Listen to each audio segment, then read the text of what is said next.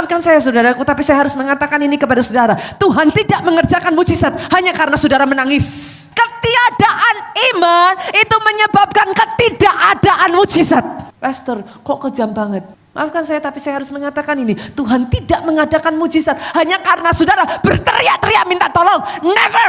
Tapi setiap kali dia mengadakan mujizat, apa kata firman Tuhan? Dia melihat ada iman di sana, dikerjakannya mujizat. Dikerjakannya mujizat. Whenever faith is present, where there is faith, there is miracle. Itu sebabnya hari ini saya ingin mengajak saudara untuk melihat sebuah cerita, saudaraku. Ada satu kisah Pak, yang sungguh-sungguh membuat saya terheran-heran. Satu kisah yang membuat saya nggak habis pikir, bagaimana mungkin bisa terjadi seperti itu, saudaraku. Kita buka ayatnya, Matius pasalnya yang ke-13, ayatnya yang ke-58. Dan karena ketidakpercayaan mereka, tidak banyak mujizat diadakannya di situ. Tahukah saudara apa yang membuat saya heran? The very Jesus stood there, yet nothing happened. How can it be? Yesus sendiri, the source of power stood there, yet nothing happened. Ketika saya baca ayat ini saudaraku, ini menyedihkan hati saya.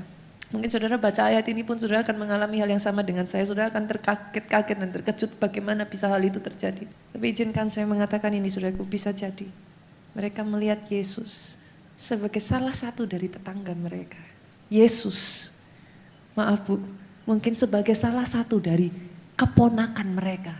Yesus sebagai salah satu dari teman sepermainan mereka. And somehow along the way, they fail to see Jesus as the source of power. Tapi tahukah saudara, bukankah ini yang sering kali dialami oleh orang Kristen hari-hari ini? Saudara melihat Yesus sebagai satu sosok figur, saudaraku. Yes, mungkin Yesus mengadakan mujizat. Yes, Yesus bisa mengadakan mujizat. But maybe, just maybe, it's 2000 years ago. Yesus menjadi Tuhan yang some kind of a legend that live far, far away. Berapa banyak orang Kristen yang seperti ini, saudaraku. Hari ini doa saya dengar baik di tempat ini. Dia ada di tempat ini, saudaraku. Dan mari saya katakan ini, saudaraku, bukan hanya dia ada di tempat ini.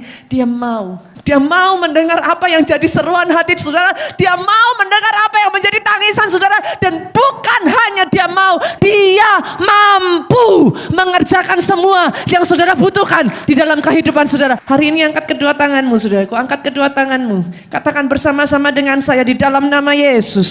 Keraguan-raguan, kebimbangan, hancur saat ini.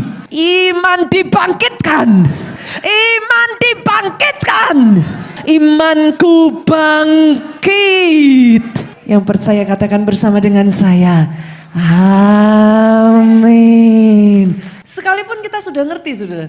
Iman itu faktor penentu mujizat. Itu sebabnya sampai Yesus berkata, berbahagialah orang yang tidak melihat tapi percaya. Tahukah saudara kenapa dia sampai mengatakan itu? Beribu-ribu tahun yang lalu, saudaraku, Yesus disakiti oleh satu kejadian ini, saudara. Masih ingat kisah kejatuhan manusia, saudaraku? Menurut saudara, apa yang paling menyakitkan dari ketika Adam dan Hawa jatuh ke dalam dosa? Apa yang menyebabkan kejatuhan manusia untuk pertama kalinya? Is it only because karena manusia makan buah? That's it? Yang mendukakan hati Tuhan. Pada saat pertama kalinya manusia jatuh ke dalam dosa, karena hari itu, saudaraku, Adam dan Hawa memilih untuk lebih mempercayai si ular daripada perkataan bapaknya sendiri. Dan karena itu mereka kehilangan anugerah. Itu sebabnya Alkitab berkata, Yohanes 3 ayat 16. Barang siapa percaya tidak binasa, melainkan beroleh hidup yang kekal. Karena seringkali saudara-saudara berpikir, Adam dan Hawa lebih mempercayai ular. How can it be? Tapi dengar baik, bukankah kita seringkali lebih mempercayai situasi dan kondisi daripada janji Tuhan dalam hidup kita? Doa saya hari ini, berbahagialah orang yang tidak melihat tetapi percaya. Karena sebaliknya, saudaraku, ketidakpercayaan menjauhkan saudara dari anugerah, tetapi sebaliknya kepercayaan mendatangkan anugerah besar atas hidup saudara. Itu yang terjadi, saudaraku, atas satu pegawai istana, saudaraku. Orang yang sederhana, saudara. Tapi luar biasanya, dia dapat anugerah. Kita baca ayatnya. Kenapa, saudara? Kita lihat Yohanes pasalnya yang keempat. Yohanes pasal yang keempat ayatnya yang ke-49 sampai 53. Pegawai istana itu berkata kepadanya, Tuhan, datanglah sebelum anakku mati. Ayat 50, Yesus jawab apa? Kita baca bersama 2-3. Kata Yesus kepadanya, pergilah, anakmu hidup. Tuhan itu nyenengin kan, saudaraku? Halo, tahun ini akan ada mujizat-mujizat yang terjadi dalam hidupmu, yang di luar cara pikirmu, yang bukan engkau sangka-sangka, yang tidak kau duga, itu yang Tuhan kerjakan. Berapa banyak dari saudara yang percaya di tengah-tengah kita ini, saudaraku? Saya tahu, saya bukan hanya berkata, I know it. Di tengah-tengah kita ini, saudaraku, ada awan kemuliaan. Itu sebabnya saudara bahkan gak perlu didoakan, saudaraku. Saudara datang saja, mujizat itu terjadi begitu saja, just like that. Baru beberapa minggu yang lalu ya, Ricky betul, WhatsApp saya. Dia menceritakan, saudaraku. Dia saksikan. Ricky datang ke ibadah seperti ini, ibadah yang sama, saudaraku. Firman Tuhan disampaikan, Ricky tangkap itu, yes Tuhan. Malam harinya, saudara. Habis tangkap rema di WhatsApp, besok akan ada PO.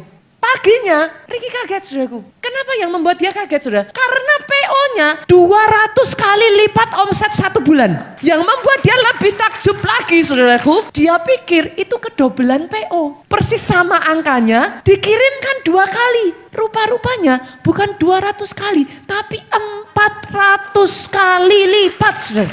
Dan Ricky WhatsApp saya, saudara. Dia berkata, yang seperti ini, Pastor, nggak pernah terjadi sepanjang saya bekerja. Baru saja kemarin saya diceritain oleh Pak Jo. Ricky WhatsApp Pak Jo ya, katanya ya. Lagi sudah. 400 ini aja udah rasanya nggak bisa-bisa ditolak-tolak, saking sudah nggak mampu produksinya. Terima PO lagi 250 kali lipat. Mujizat yang saudara terima nantinya, saudaraku, never ending miracle. Bahkan kisahnya nggak berhenti sampai di situ. Kesaksiannya berlanjut. Tadinya kepengen beli rumah ya, Riki. Rencananya hanya beli seluas sekian, saudaraku. Tapi Tuhan berikan di luar pikiran. Jadi 2 kali lipat luasannya, saudara. Dan sudah terjadi. Tuhan berikan. Tepuk tangan yang paling meriah buat Yesus Tuhan kita. Satu kesaksian lagi, saudaraku. Seorang ibu. Ibu ini dia eksportir importir, saudara. Dia eksportir importin pekerjaannya, saudaraku. Dia terima pesanan dari luar. Setelah dia terima, dia cari barangnya di Indonesia. Dia dapat, dia kirimkan, saudaraku. Ceritanya si ibu ini sudah terbiasa membangun hubungan dengan satu konsumen ini, saudara. Hanya saja sepanjang dia membangun hubungan, nggak pernah, saudaraku, dia mengalami seperti yang dia alami kali ini. Dia dapat pesanan 12.000. Tunggu dulu, saudaraku. Pesanan 12.000, dia jual kurang lebihnya, satu barangnya itu dia jual sekitar $60-an. Dia beli. Modalnya itu hanya $32. Saudara. Menurut saudara itu besar atau besar? Besar ya. Tapi nggak berhenti sampai di sana, saudara. Ternyata, saudara, dia sudah mengiyakan kepada pabrik. Dia sudah mengiyakan kepada orang yang memesan ini. Tetapi ketika dia telepon pabrik tempat dia biasa pesan, tahukah saudara apa yang dijawab pabrik itu? Ibu, nggak bisa. Saudara yang pernah terima orderan dari luar negeri, saudara tahu yang saya maksudkan ini. Ini pesanan dari Amerika. MOU di tanda tangan, saudaraku. Saudara tolak, saudara di blacklist, saudara. Bukan hanya di blacklist, kalau dengan orang luar negeri itu nggak main-main kita, saudara. Bisa jadi saudara kena penalti karena tidak bisa memenuhi order in time. Ibu ini bingung, saudara. Apa yang harus dilakukan? Dia berusaha membujuk pabrik ini, saudaraku. Ayolah, kita ini sudah hubungan bisnis ya, sudahlah gini aja. Kali ini nggak apa-apa, saya bayar $36 per bijinya. Saudara tahu dijawab apa sama pabriknya, saudara? Ibu, mau ibu bayar $36, mau ibu bayar $41, mau ibu bayar $45, mau ibu bayar $100, tetap tidak bisa. Kami sudah tidak produksi barang itu. Berapa banyak yang tahu? Di balik hujan, tidak selalu badai. Saya bersyukur, saudaraku, ibu ini memilih satu jalan yang tepat. Sehingga dia tidak melihat badai terus-menerus di dalam hidupnya, tapi diubahkan menjadi pelangi dalam kehidupannya. Ibu ini untuk memilih untuk tersungkur di bawah kaki Yesus. Dia datang Pondok Daud. Dia hanya bisa berkata kepada Tuhan, Tuhan, kau tidak mempermalukan anakmu. Dia perkatakan doa profetik. Dia mulai perkatakan, Tuhan, aku tidak tahu bagaimana caranya.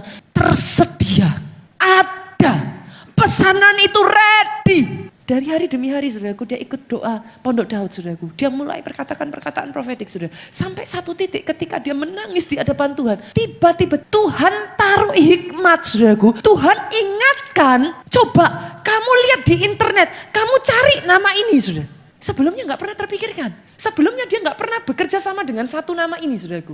Tapi luar biasanya hari itu Tuhan ingatkan satu nama itu. Dia search di internet saudaraku, dia call. Tahukah saudara apa yang terjadi? Ini yang menjadi kesaksian ibu itu bu. Ini yang dia katakan, Tuhan tidak mengizinkan saya untung. Tuhan bahkan gak mengizinkan saya rugi. Pabrik itu saudaraku bukan hanya menerima pesanan ibu ini, yes deal 12.000. Tapi ketika ditanya berapa harganya? Dijawab $21 per bijinya. Bukan hanya untung, tidak boleh rugi, tapi untung besar. Itu yang saya berdoa jadi atas kehidupan saudara.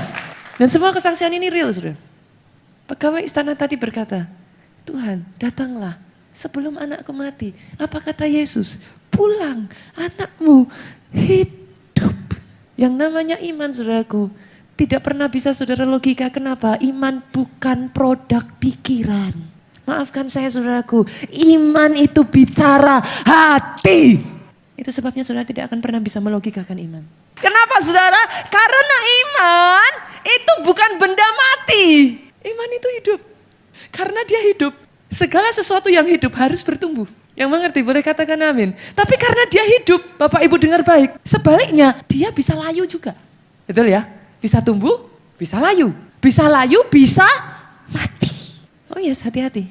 Karena itu saudaraku, pernahkah saudara berpikir, battlefield itu, peperangan roh itu real loh saudara. Peperangan di dalam pikiran kita is so real. Saya tuh kadang terheran-heran. Zaman dulu tuh Alkitab itu jadi obat tidur saya loh saudaraku. Gak tahu gimana kalau baca Alkitab. Bener atau bener? Baca sampai bilangan sudah. Oh saya kasih obat yang paling manjur tuh baca bilangan sudah. 1.200 sekian. Suku apa. Saya tuh sampai mikir waktu saya baca bilangan. Satu pemikiran saya. Ini ditulis buat apa ya tujuannya ya saudara. Tapi tahukah saudara, saya hari-hari ini semakin menyadari loh saudaraku. Itu bukan kebetulan. It is a battlefield. Tahu saudara kenapa? Karena iblis tahu. Kalau saudara sampai baca dan imanmu bangkit. Bagi orang percaya tidak ada yang mustahil.